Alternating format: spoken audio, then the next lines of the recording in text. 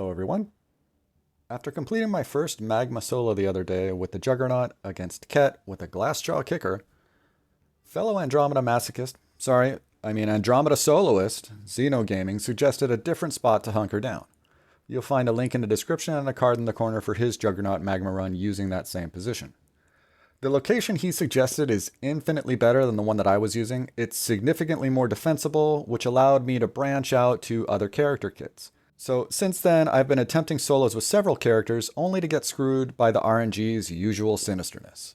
Given the argument could be made that the Artificer is my favorite character, it's fitting that she should be hot on the heels of the Juggernaut, beating his time by a good 5 minutes. Xeno Gaming's spot is just to the left of the stairs that are straight ahead of LZ. There we go, and now we're set. Oh, and as we're getting started, for any who haven't seen my last few videos, my in-game language is currently set to Portuguese to facilitate chat with a couple of Portuguese and Brazilian players that I've recently been playing with.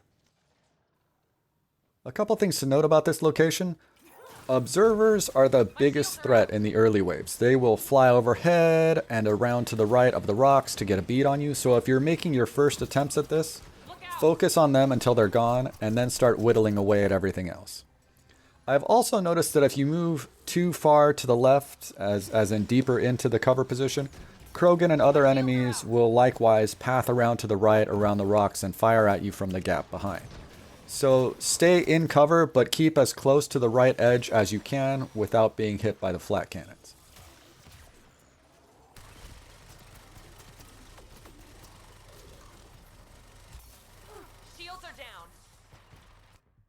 And there goes my first revive in wave 1, thanks to those observers I was just talking about. Watch yourselves.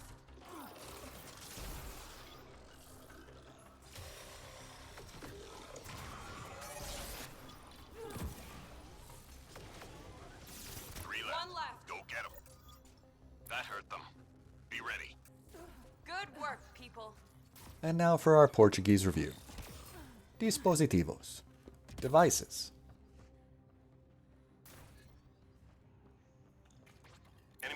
These first 3 pickups were ridiculous. The RNG was clearly teasing me because the 4th device is going to bring about my typical Wave 2 hijinks.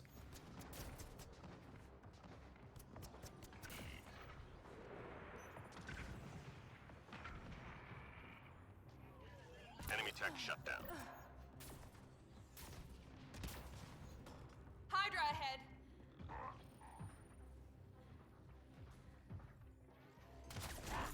Shields are down.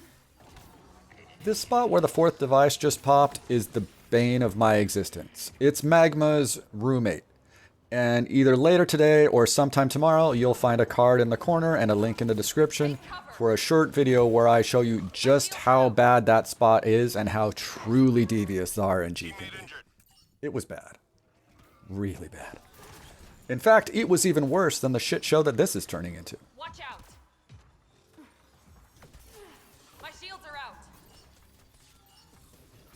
All enemy devices shut down. Good job.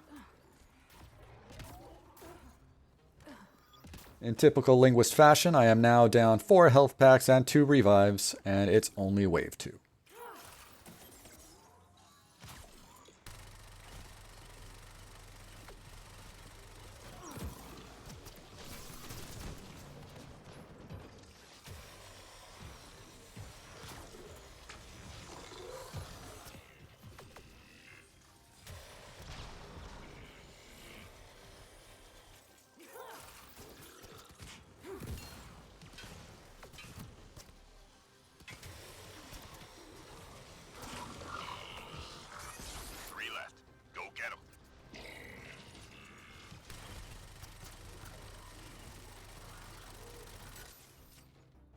Okay, the Artificer clearly needs to borrow attack visor for this to work.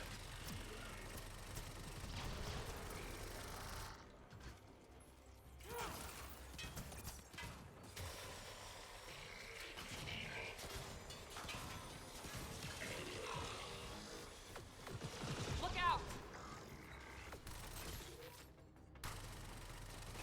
Down to 1.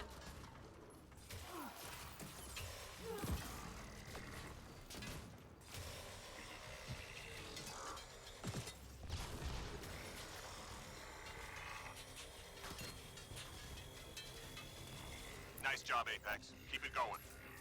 Well done.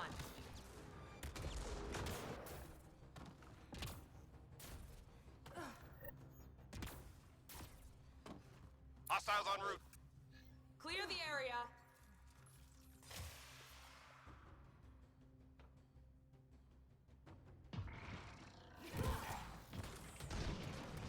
Look out!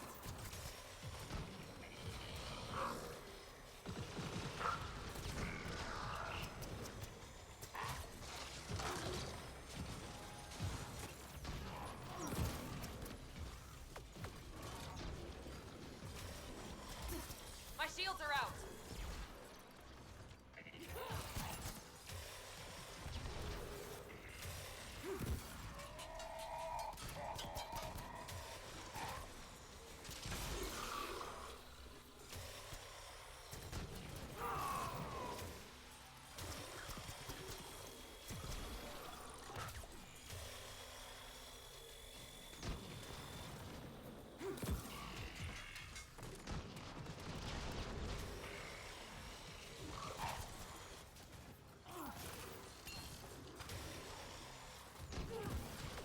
Watch yourselves.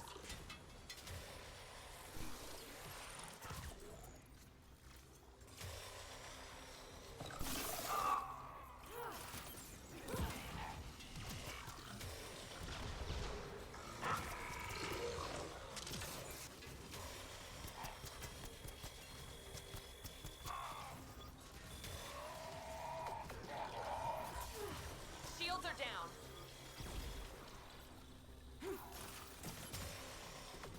Take cover.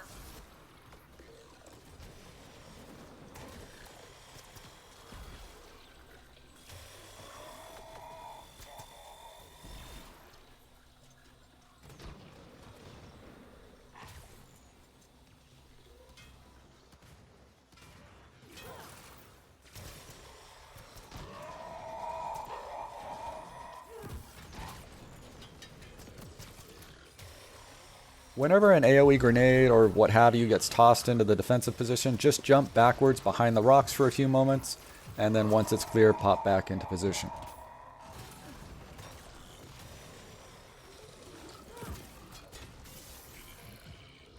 You'll also want to make sure that you periodically swivel and check behind you for any sneaky enemies trying to get a beat on you, because if that happens to be an anointed, you're going to be screwed before you can turn around and shoot it.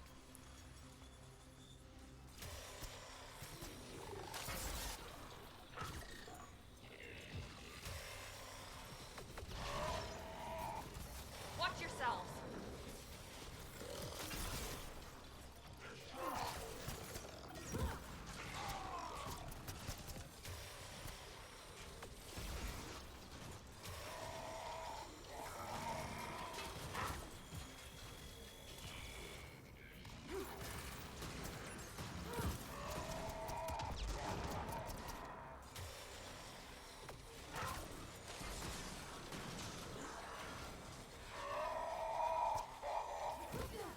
Shields are down.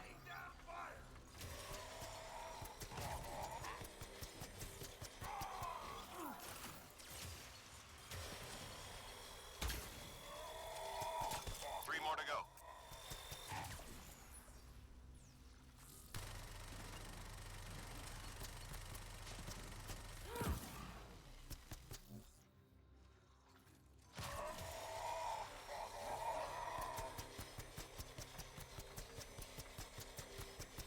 Last one.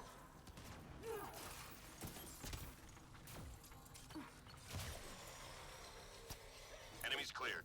Stay alert. Well done. Okay, class. Who remembers how to say boss in Portuguese? That's right! Chefe. We've got major enemy targets nearby. Let's take them out. Right away.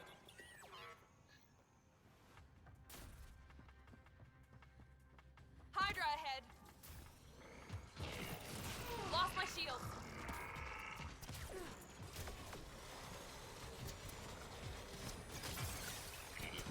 Target eliminated.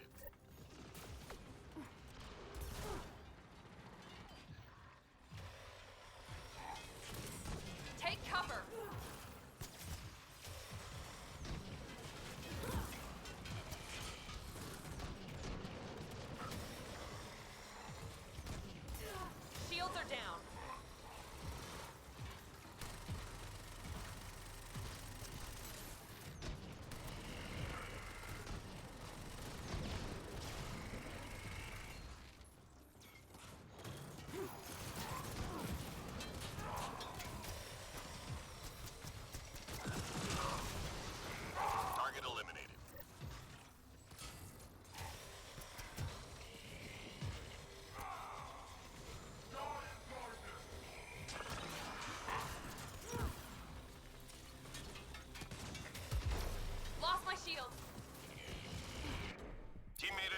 There goes my third revive.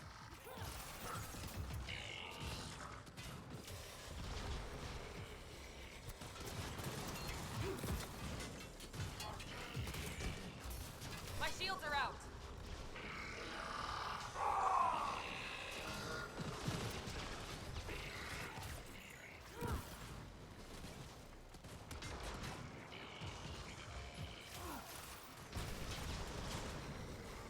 Target's still in the field. Take cover. My shields are out.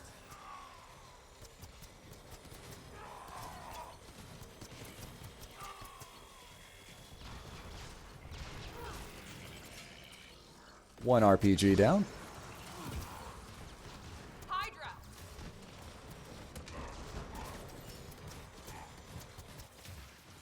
Two RPGs down, and the Blaze Hydra goes with it.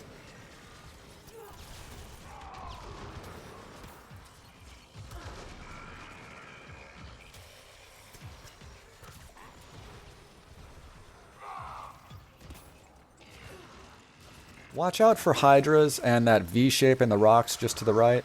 The Hydras are tall enough to be able to fire a rocket barrage through there if they happen to path over there, and we'll see that before this match is over.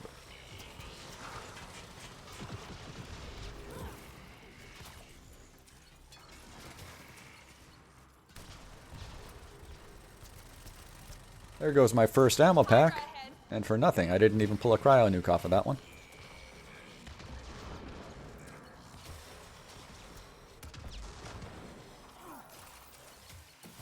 Now right here, I should have gone on the attack, but I was worried given the lack of aid consumables, so this will take me a moment.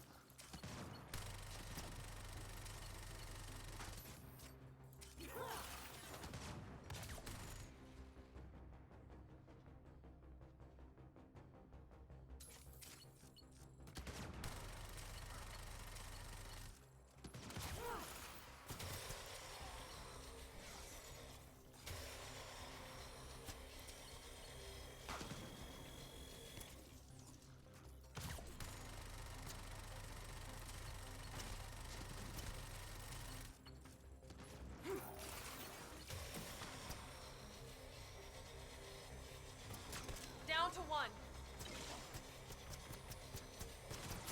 All enemies clear. Keep it up. Well done. Wave 5 is actually pretty easy. There's no observers, which means you've got plenty of time to drink your coffee. And since the only thing of note to happen here was me using my second ammo pack, I'm going to speed this Let's part get up. moving. Hydra ahead.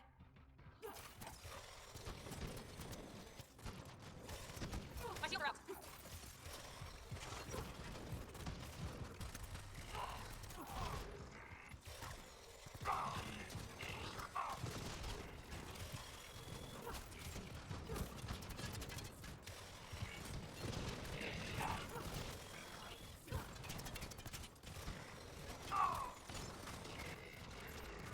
Hydra ahead.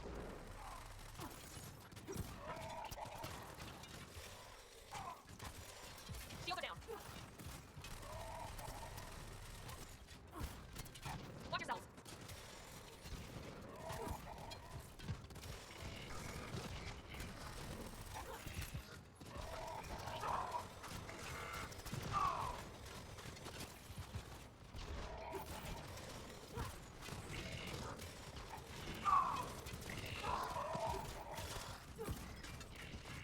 Lost my shield.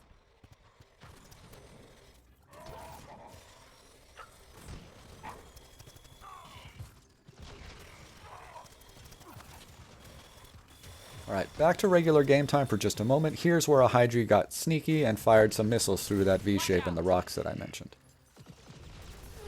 Shields are down.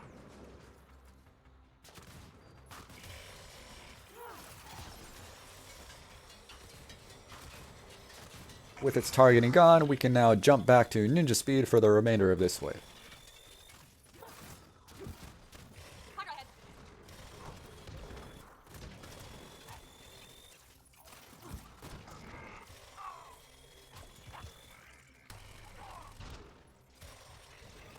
Shields are down.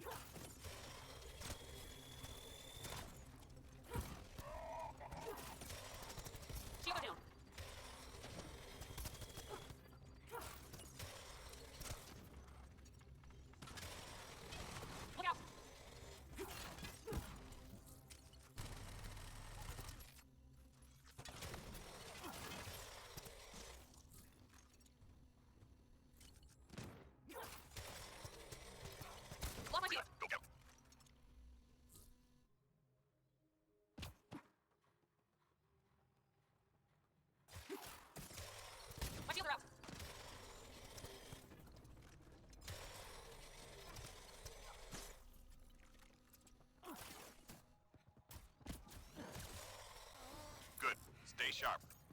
Well done. Our last review for the day is an oldie but goodie. Dispositivos.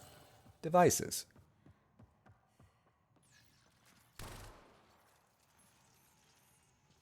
The enemy's tapping into civilian comm traffic. We need to take out their uplink devices. I'm on it. Hydra! Enemy.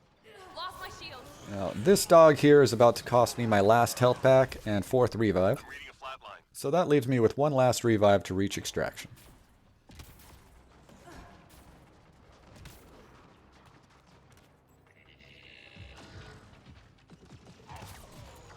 One problem gone.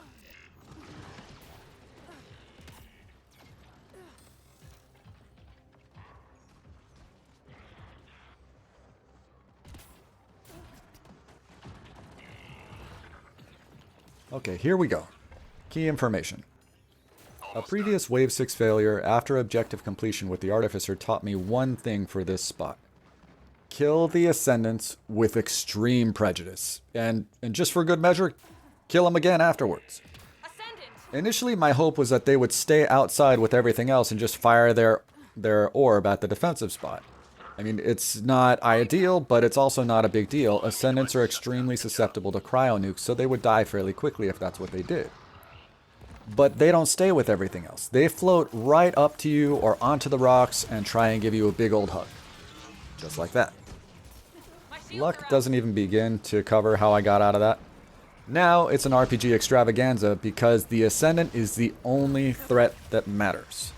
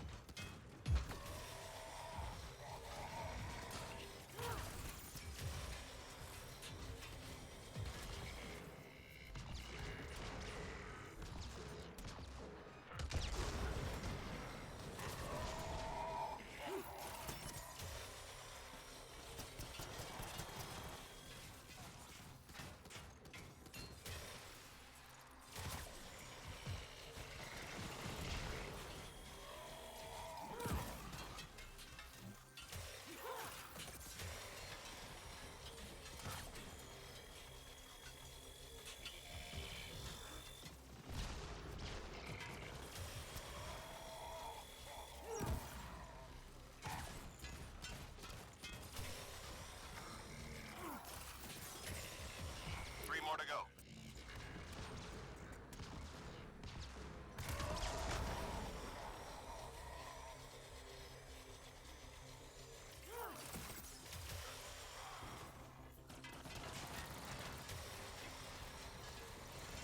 Okay. Last enemy. Down to one. I'd prefer damn near anything other than an anointed for this, but oh well. Time to whittle its health down a little and get ready to get into position for Wave 7. So I start off on top of the box on extraction because it makes the first jump a little easier. At least it would have if I hadn't gotten some degree of lag when I did it and only did those little mini quarter jumps that don't really get you anywhere. Once you're here, drop the target, we'll make 2 jumps, and we'll be home free. Good Or work, will we? people. Here we go. And there's the lag jump that I mentioned. If I jump from here, I'm going to reappear right here, which isn't what I want. I want to be on extraction or right beside it. So I'm going to chance backing up and jump again.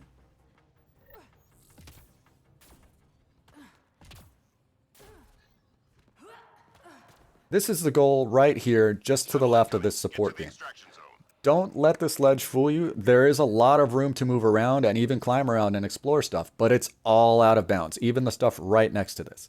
This little spot and maybe a foot around it is safe. Everything else is not. So my suggestion, if you stick the landing, don't move.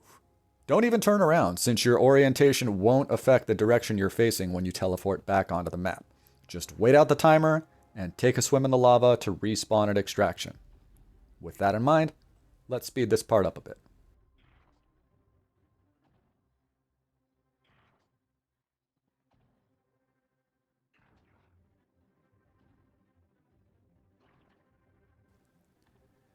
Now, I wasn't able to give a detailed explanation of how to get to the spot because of the time constraints of the solo, but I'm going to be adding some footage to the end of this video where I'll break it down.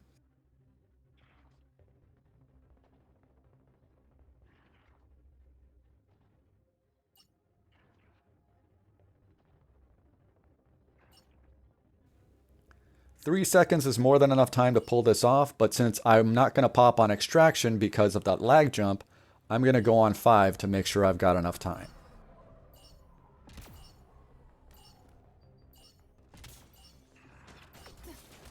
And there we go. Shields are down. Job done. All targets down, Extraction boys complete. standing. Drinks are on me.